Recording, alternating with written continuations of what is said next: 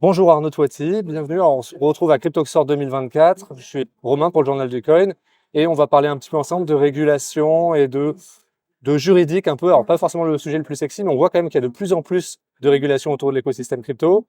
On voit que l'Europe quand même essaie de prendre les devants. Est-ce que tu as un avis là-dessus? Qu'est-ce que tu en penses exactement? Alors, déjà, je pense que le sujet de la régulation, c'est un sujet qui est déterminant Qui est pour important. l'écosystème. Ouais, on est d'accord, Et on est d'accord. incontestable. C'est un sujet déterminant parce que bon, déjà, la régulation prend de plus en plus de place, incontestablement, que ce soit dans le Web3, que ce soit dans l'IA. On Complètement. parle souvent de millefeuilles réglementaires. Je pense que l'Europe, on empile comme ça et on compile des différentes réglementations. Ça prend de plus en plus de place. Ça coûte aussi de plus en plus cher. Et je pense que ça doit être un sujet qui doit être surtout anticipé au maximum. Il faut définir une stratégie réglementaire, un peu comme on définit une stratégie business, si tu veux. Ouais. Voilà. D'accord. Et donc, c'est vrai qu'un des axes qui est à mon sens le plus important, et je l'évoquais effectivement dans le cadre de la conférence tout à l'heure, c'est d'avoir en tête une stratégie en fonction de sa situation. Je prends un exemple. Ok, vas-y. Si on a une société qui est PSAN en France Ouais, et qui veut aller vers l'agrément MiCA, ouais. elle a différentes possibilités. Soit elle décide de passer par la voie française, qui est à mon avis la voie potentiellement à privilégier si elle en a les moyens, à la fois en termes de peut-être de délai d'obtention de cet agrément et puis en termes de moyens. On parle en moyenne d'un demi-million d'euros Oui, c'est ça. minima pour se réguler et puis après un demi-million d'euros par an. C'est du temps, c'est de maintenir. l'argent. Ouais. Oui, exactement. C'est une grosse équipe compliance, c'est une grosse équipe en matière de cybersécurité. Donc il y a quand même, si tu veux, un engagement qui est extrêmement important en termes d'effectifs. Il faut trouver des gens compétents, il faut les payer. Bref, c'est compliqué. Donc ça, c'est une des stratégies. La deuxième stratégie, c'est de se dire, en fait, on est en Europe. Ouais. MiCA, c'est passeportable. Tout à Donc, fait. pourquoi ne pas envisager d'aller dans un autre pays de l'Union européenne qui permettrait techniquement de se réguler plus vite parce qu'on a des autorités qui sont, on va dire, peut-être moins sollicitées que l'autorité française. Il y a vraiment un problème de surcharge de travail pour les autorités nationales. Je pense que les autorités sont excellentes, mais que malheureusement ou heureusement, je ne sais pas, on a un écosystème qui bouge énormément, ce qui fait qu'on a énormément de candidats. On a 100 PSAN en France, c'est énorme. Donc c'est normal qu'à un moment, le régulateur, comparativement à d'autres pays où ils ont peut-être 3 candidatures à l'année, et si nous on en a 20, et qu'en plus ils sont parfois plus nombreux, au final c'est compliqué de suivre. Donc effectivement, une des pistes, c'est de se dire, je vais aller à l'étranger, en passant souvent par des statuts intermédiaires, notamment l'établissement de monnaie électronique, l'établissement de paiement, pour aller vers MiCA, en sachant, cerise sur le gâteau, que dans ces pays-là, les charges sociales et l'imposition est quand même pas du tout la même qu'en France. Ça ne gâche rien, effectivement. En disant que, et donc par conséquent, le demi-million d'euros qu'on envisage en France, peut-être que ça va être, je ne sais pas, 2 fois moins, 3 fois moins dans certains pays. Quand on combine la fiscalité, quand on en fait un établissement stable, par exemple, local, finalement, on a une vraie optimisation à la fois réglementaire et également fiscale et sociale. On en parlait un peu là en conférence aussi. On voit qu'il y a des acteurs de plus en plus gros et des institutions de plus en plus gros qui peut-être ont plus de facilité justement en France à obtenir des agréments et des acteurs purs crypto qui, même s'ils veulent rester en France, se retrouvent un peu défavorisés. C'est évident. C'est-à-dire qu'en fait, ce qui se passe, c'est que la réglementation MiCA, il faut comprendre que c'est inspiré, même plus que largement inspiré de la réglementation financière. Donc, une banque c'est pas une critique, mais une banque qui est déjà régulée banque, qui est la régulation ultime, si je puis dire, elle a forcément un avantage comparatif énorme par rapport à des candidats qui ne le sont pas, parce qu'elle a déjà tout ce qui est prêt, en fait. Plus, il me semble que pour obtenir l'agrément PSAN, il faut une assurance qui était refusée à beaucoup d'acteurs pro-crypto, et une banque qui a elle-même sa propre compagnie d'assurance dans une de ses filiales peut effectivement se faciliter un peu la vie. Alors, tu as raison, on a parlé à l'époque de cette assurance, même si en réalité, c'était alternatif avec des capitaux propres, etc. Mais je pense que ce qui pose difficulté dans l'agrément PSAN, c'est pour ça qu'il y a tellement peu d'agréments PSAN, c'est parce qu'en fait, si tu veux, l'autorité, et je peux le comprendre, est dans l'idée d'essayer de modifier cet agrément PSAN pour le rendre le plus proche de MiCA. Donc, il évolue beaucoup, et comme il évolue, c'est difficile de le donner à une société dont on sait qu'en réalité, dans 2-3 mois, il va falloir le réadapter. Voilà. En tout cas, il y a effectivement parmi ces stratégies le fait donc soit d'aller en France, soit d'aller en étranger, donc d'avoir une vision à 360. Donc c'est vrai qu'au cabinet, on accompagne beaucoup d'acteurs pour aller se réguler en France, mais aussi beaucoup pour aller se réguler à l'étranger. J'allais te dire, toi, en tant qu'avocat, quelles sont les stratégies que tu proposes à tes clients qui veulent se lancer? 3 stratégies possibles. Je fais tout en France. Je vais à l'étranger parce que j'ai envie quand même d'être régulé moi-même, mais j'ai envie d'être régulé dans un écosystème où potentiellement ça va coûter moins cher, ce sera plus rapide. Mais en restant dans le cadre européen. Évidemment, en Voilà. restant dans le cadre européen, en sachant qu'il y a des vraies limites, hein, notamment le fait de ne pas pouvoir viser des marchés des Français, par exemple, en l'occurrence, ouais. quand on travaille, quand on est enregistré ailleurs. Donc, attention, il y a quand même de vraies limites. Et puis après, il y a un troisième sujet qui est, à mon sens, très intéressant. C'est ce que moi, j'appelle le PSAN as a service. Hein. Ok. C'est le PSAN en marque grise. Je plaide pour ça maintenant depuis plusieurs années, 2-3 ans, et qui commence enfin à se démocratiser, qui consiste à dire, bah, en fait, soit j'ai pas les moyens, j'ai pas le temps d'attendre, soit parce que je suis pas en réalité un vrai prestataire de services sur cryptoactifs, j'ai juste besoin à un moment dans mon schéma des flux d'avoir du custody, d'avoir de l'échange crypto-crypto, d'avoir de l'échange crypto-fiat, bah, au lieu de payer des dizaines de milliers d'euros et d'attendre un an et demi pour être régulé, bah, ce que je vais faire, c'est que je vais aller m'adosser à un Société acteur qui a déjà fait déjà existant et je vais en réalité jouer le rôle d'agent. Le problème, c'est qu'on est sur un modèle 100% contractuel.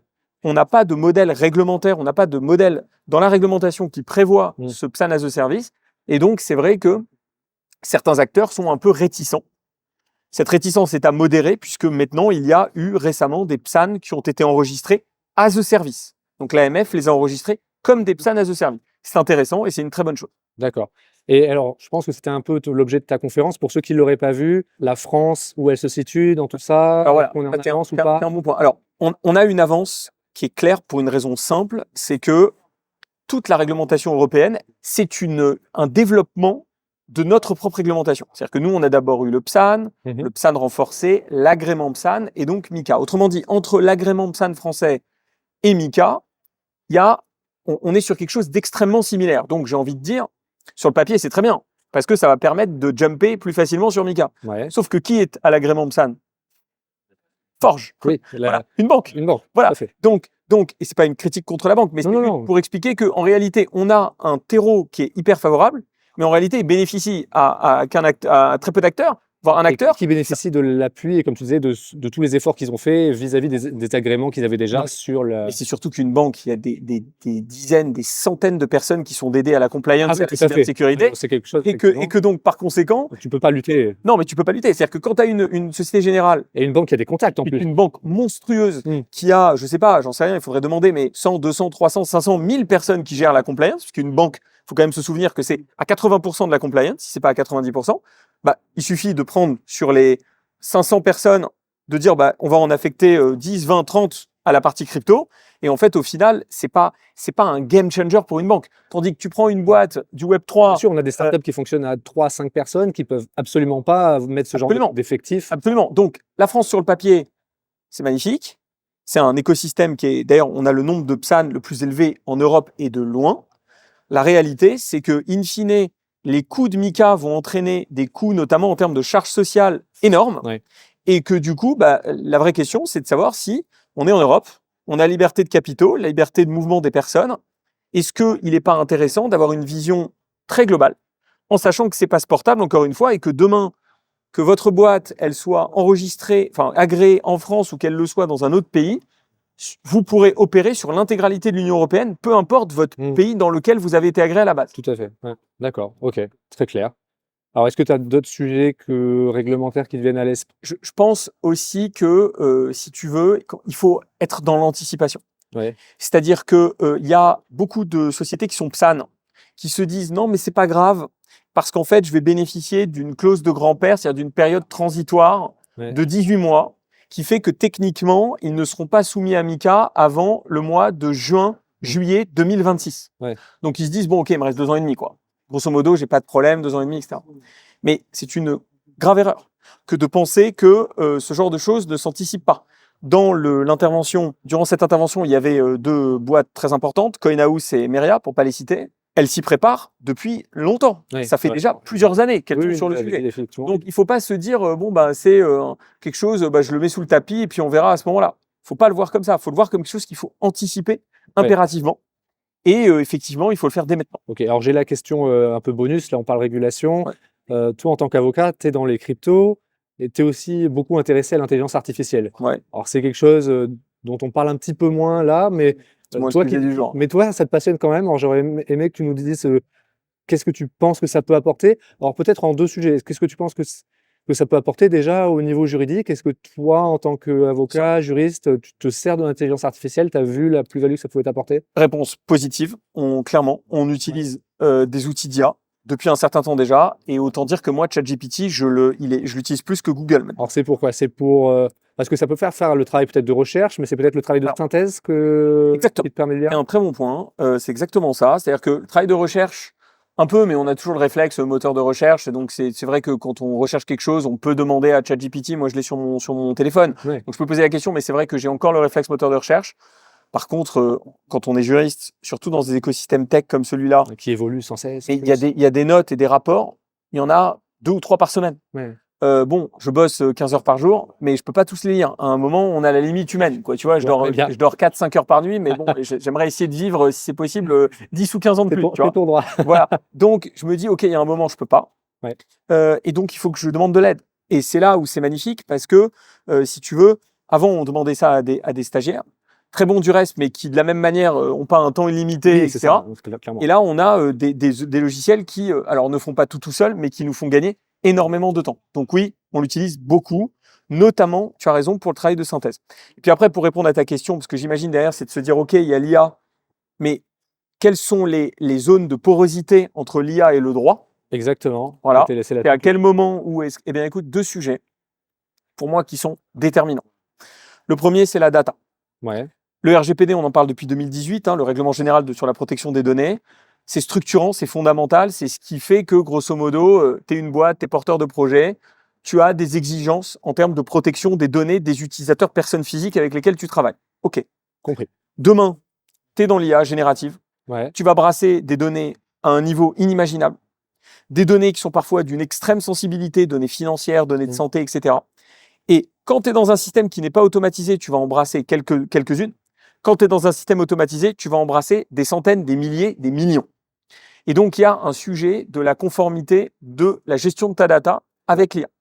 D'où l'IA Act, qui va arriver probablement en 2025-2026, 26 d'ailleurs, Ouais. précisément, probablement 2026, même 2027, et qu'il faut anticiper aussi, idéalement dès maintenant. Bon, ça, c'est difficile de dire à des boîtes 2-3 ans avant, faites un effort, regardez. Non, mais on sait que ça va arriver, c'est sûr, de toute façon. Ça va arriver, et c'est monstrueux. C'est-à-dire qu'en termes de réglementation, ça va être extrêmement impactant pour, en réalité, toutes les boîtes du Web3, mais en réalité, n'importe quelle société qui travaille avec des personnes qui visent en B2C, qui va forcément être amenée à collecter et traiter les données.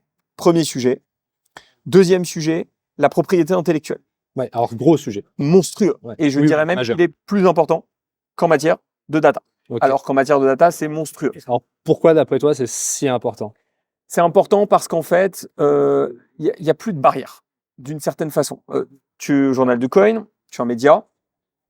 Ça n'a pas échappé, je pense, à ceux qui nous écoutent, ce qui est en train de se passer aux États-Unis, avec le Wall Street Journal et compagnie qui sont en négociation assez acharnée avec OpenAI, simplement parce que OpenAI pompe tous les articles et toutes les infos du Wall Street Journal sans vergogne, sans se poser la question de savoir s'ils ont le droit de le faire. Et donc, il y a évidemment question de droit d'auteur qui se pose, qui est monstrueuse, qui est majeure.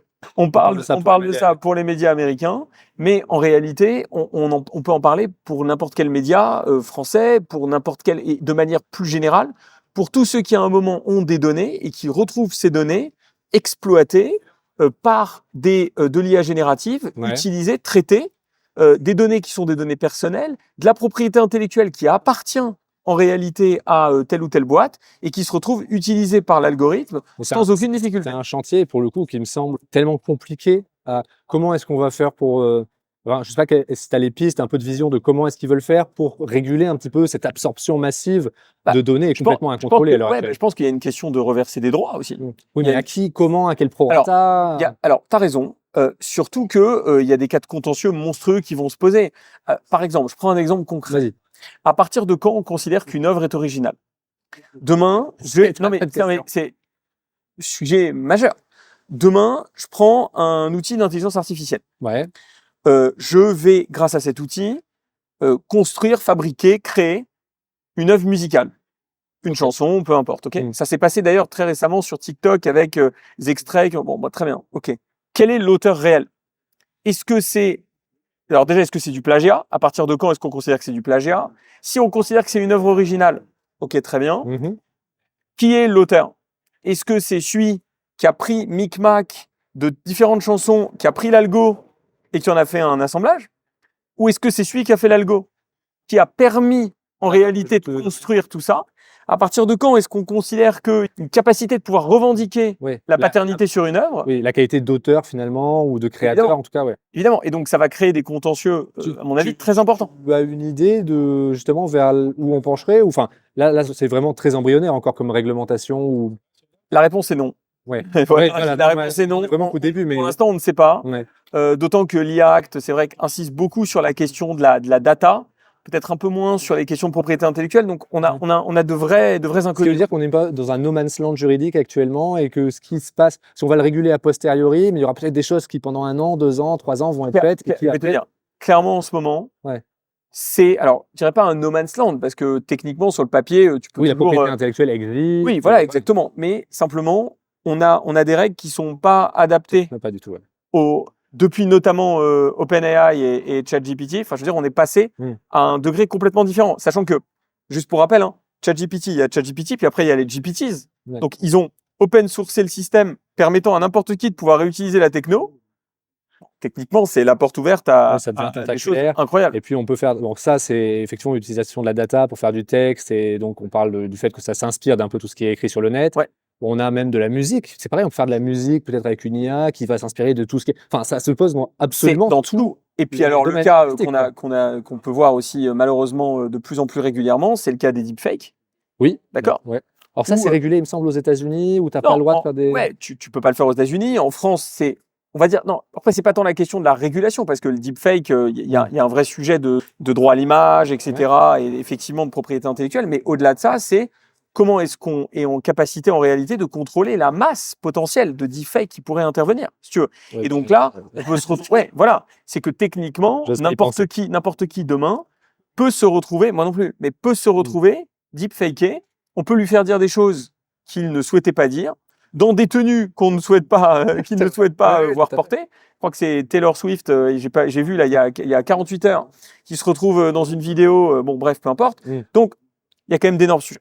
Ouais, Il y a oui. d'énormes sujets. Mais c'est vrai que la technologie avance si vite que la réglementation nécessite peut pas. Non, ne peut pas Avancer suivre, au de même toute façon. niveau. Et on dit souvent, quand on est avocat, on dit souvent que les faits précèdent le droit. Ouais. Et là, c'est un sujet où Ah oui, bah, manifestement, on a plusieurs années d'avance. Donc, l'IA Act a essayé de rattraper un peu, de manière quand même assez rigide, mais le temps qu'elle arrive en application, il va se passer facilement, effectivement, 2 ans.